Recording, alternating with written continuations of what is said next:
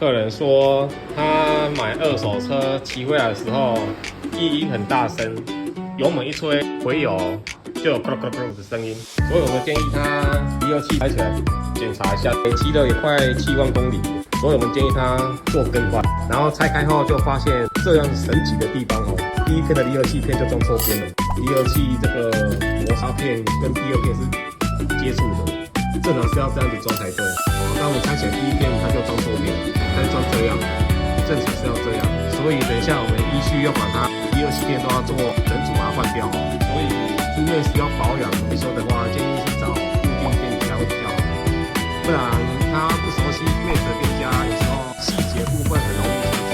像这个也是，再来找点气也装错边，这个有凸出来的地方是要朝这边哦。等一下也会一并帮他换掉。这车主是住彰化园林，特地来找副店长来做这一台 D-Max 530的异音鉴检哦。所以等一下我们晚一点的话，回装完再测试看看是否还有异音哦。先这样咯。